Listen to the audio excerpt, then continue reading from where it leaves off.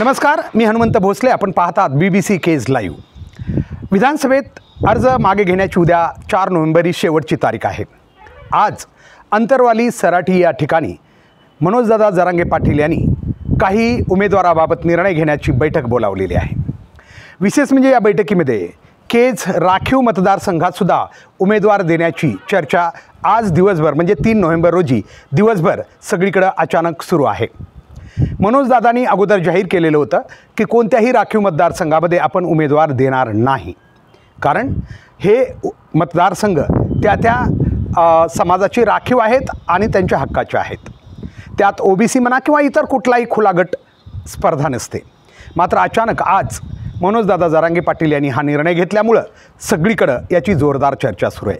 विशेष म्हणजे सकल मराठा समाज केज तालुक्यातील सर्वत्रही या ठिकाणी या बाबीची चर्चा सुरू आहे. निश्चितच मनोजदादा जरांगे पाटील यांनी अनेक वेळा समाजाशी विचार करून निर्णय घेतलेले आहेत. मात्र या निवडणुकीमध्ये काही निर्णय घेताना शेवटच्या टप्प्यामध्ये घाई गर्दी होत असेल म्हणा किंवा वेळ नसेल, समाजाशी त्यांनी अजिबात संवाद साधलेला नाही.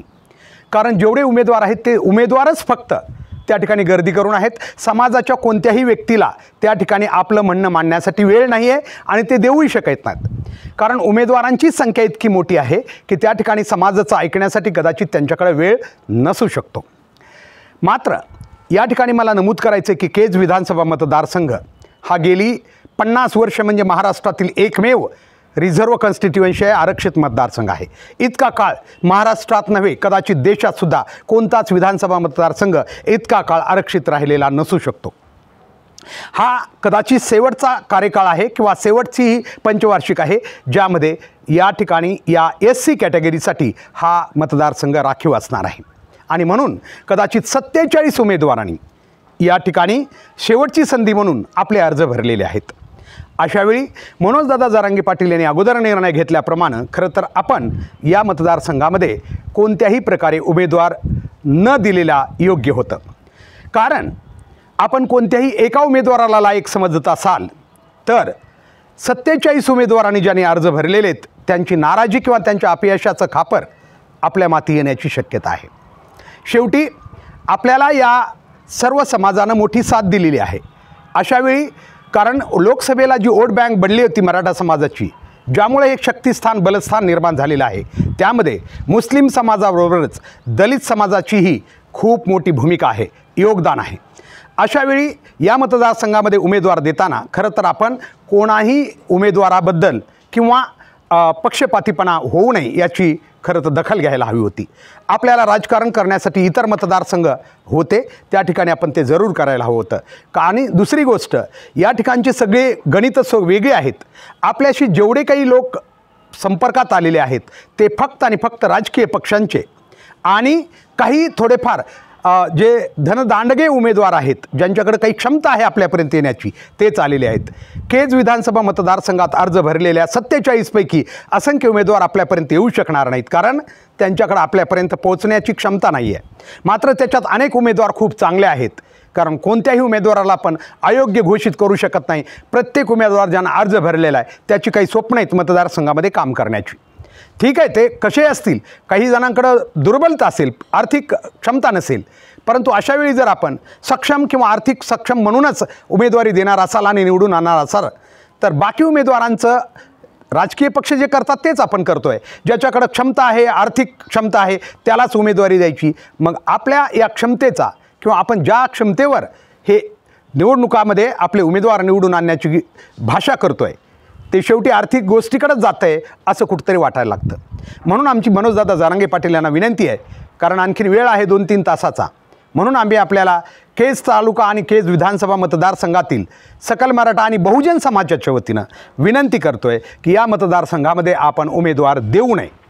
अर्थात माझी ही भूमिका किंवा माझा विचार समाजाच्या वतीनं मांडताना अनेक जण याच्यातले जे राजकारणाच्या हळकुंडाने पिवळे झालेले आहेत ते माझ्यावर टीका करतील, ते सांगतील मनोजदादा जे करतील तेच अंतिम. नक्कीच माझंही तेच मत आहे, मनोजदादा सांगतील तेच योग्य आहे. पण काही ठिकाणी आम्हाला मनोजदादांना लक्षात आणून देणं गरजेचं आहे.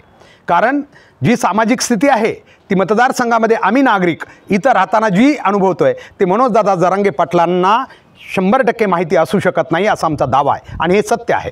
आणि म्हणून आमचं म्हणणं आहे की मनोजदादांनी यावेळी किमान या निवडणुकीमध्ये जसं आपण इतर मतदारसंघामध्ये करणार आहात, उगाच 2-4 मतदारसंघामध्ये तुम्ही जर उमेदवार दिले आणि योगायोगानं ते अपयशी झाले तर आपलं आंदोलन आणि आपलं अस्तित्वही खूप मोठं धोक्यात येऊ शकतं, हे लक्षात ठेवा. आम्ही आपल्या आंदोलनाचे खूप चांगले समर्थक, कारण आम्हाला आपल्या आंदोलनाची खूप चिंता आहे, कारण आपण आणि आपलं अस्तित्व आणि आपला प्रभाव या समाजासाठी भविष्यासाठी आम्हाला आवश्यक आहे, केवळ निवडणुकीपुरता मर्यादित नाही. काही लोकांना असं वाटतं की समाज एक झाला म्हणजे लगेच निवडणुका लढाव्यात आणि त्याच्यात आपण, परंतु हे योग्य नाही आहे. आम्ही नेहमी सांगत आलेलो आहेत आणि सत्य सांगत आलेलो आहेत की कोणत्याही एका समाजाच्या जीवावर तुम्हाला कोणतीही भारतातील आणि या लोकशाहीची निवडणूक लढवता येत नाही. त्यासाठी अनेक समाजाचं योगदान त्या ठिकाणी असावं लागतं. योगायोगानं या मागच्या लोकसभेत आणि या विधानसभेमध्ये आमच्या पाठीमागं मुस्लिम समाज जो मतदार आहे आणि काही दलित समाज जो विचाराचा आहे तो पाठीमागं उभा आहे. परंतु आपण जर आत्ताची विधानसभेतील स्थिती खूप वेगळी आहे याचा अभ्यास करायला आपल्याला वेळ बी मिळालेला नाही, कारण उमेदवारांनीच आपल्याला एवढा गराडा घालून टाकलेला आहे की कुठल्याही मतदारसंघातील सामाजिक स्थिती म्हणा किंवा तिथला आढावा घेण्यासाठी मनोजदादा जरांगे पाटील यांना कुठलाच वेळ मिळालेला नाही आणि त्यांच्या कोणत्या जवळच्या व्यक्तीनं सांगण्याचा प्रयत्नही केला नाही. आणि आम्हाला असंही ऐकायला मिळतं की सांगितलं तरी त्याचा उपयोग होत नाही, कारण मनोजदादा जे निर्णय घेतात ते अंतिम घेतात. ही चांगली गोष्ट आहे, कारण ते सध्या आंदोलनाचे मुख्य प्रवर्तक आहेत आणि नेते आहेत, त्यामुळे त्यांना नक्कीच तो अधिकार आहे. परंतु आमचं म्हणणं आहे की शेवटी काही सत्य गोष्टींनाही समोर घेऊन आपल्याला निर्णय घ्यावे लागतील, कारण भविष्यात कोणतेही चुकीचे पाऊल आपल्याला माफ करणार नाहीत. पुन्हा पश्चाताप करून अजिबात उपयोग नाही आहे. आत्ता वेळ आहे आपल्याकडं, आजच आपण विचार करावा की कुठं कोणता उमेदवार 100% विजयी होऊ शकेल, कारण जी गणितं मांडली जातात याच्यात अनेक उमेदवार प्रायोजित आहेत. कधी काही तर सत्ताधारी पक्षांनी दुसरे उमेदवार दिलेले आहेत आणि त्याच्यातील एखादा उमेदवार जर चुकून आपल्याकडून प्रयोजित झाला लक्षात न आल्यामुळं तर कदाचित मोठा धोका होऊ शकतो. काही धनदांडग्या उमेदवारांनी आपल्या वतीनं काही उमेदवार उभे केलेले आहेत, त्याच्यापैकी एखाद्या उमेदवाराला जर आपण